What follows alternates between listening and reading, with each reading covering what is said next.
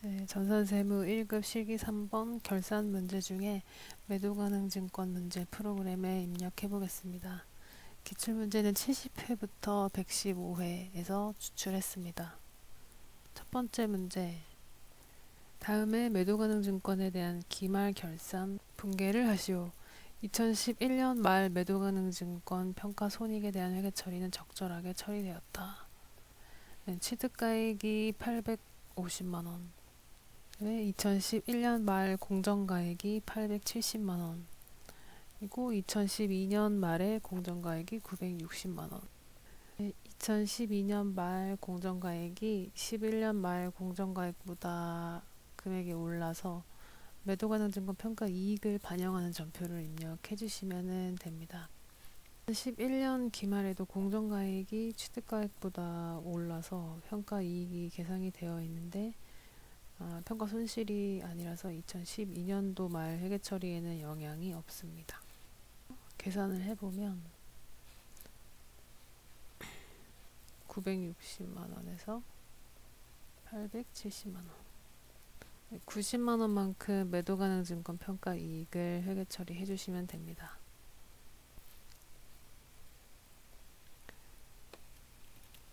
일반 전표 입력해서 12월 31일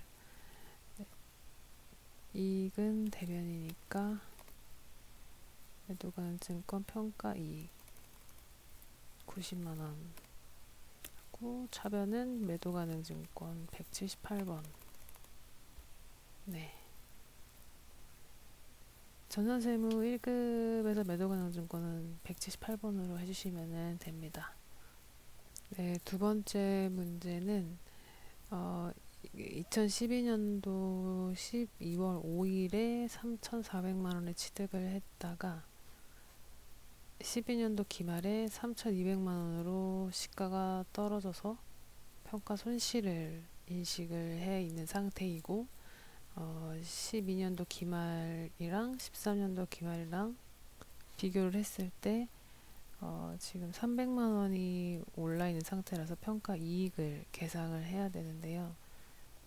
평가 이익을 인식하기에 앞서서 평가 손실이 있는 경우에는 손실과 우선 상계를 해야 되기 때문에 12년도에 했던 평가 손실 우선 상계를 하고 나머지 금액을 평가 이익으로 계상을 해야 합니다. 네, 그래서 이렇게 회계 처리해 주시면 됩니다. 2012년 말에 평가 손실 200만원을 2013년에는 대변으로 반대 상계 처리하고 나머지 금액 300만원 발생한 부분에서 평가이익 100만원 그리고 차변에는 매도가능증권 300만원 이렇게 회계 처리해 주시면 됩니다. 네, 그러면 전표를 입력해 보시면 대변에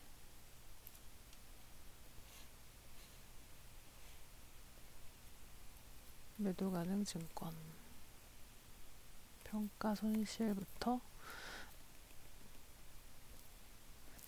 반제를 해주시고요. 나머지를 매도가능증권 평가 이익 100만원, 그 다음에 차변에는 매도가능증권. 네, 세 번째 문제도 똑같습니다. 취득원가가 500만원이었고 12년도 공정가치가 480만원이라서 20만원의 평가 손실을 인식한 상태이고 13년도에는 12년도 기말이랑 비교를 했을 때 30만원이 평가 이익으로 계상이 돼야 되기 때문에 앞에서 했던 것처럼 평가 손실부터 우선 상계를 해주고 나머지를 평가 이익으로 계상해 주시면 됩니다. 네, 그래서 2012년도 말에 평가 손실만큼 2013년도 말에는 대변으로 우선 상계 해주시고 나머지만 매도가능증권 평가 이익 10만원으로 해주시면 됩니다. 네, 전표 처리해 보겠습니다.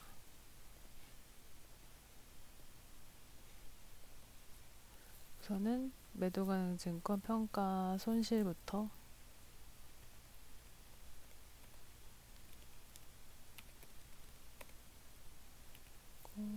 나머지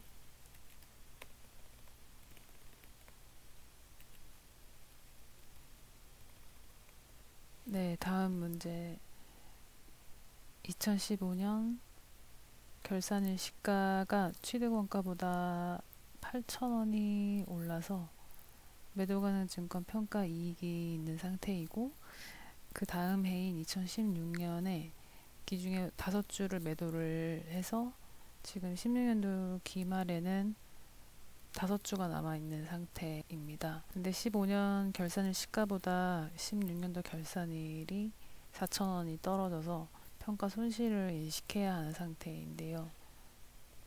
네, 우선 계산을 해보면 64,000원, 15년도에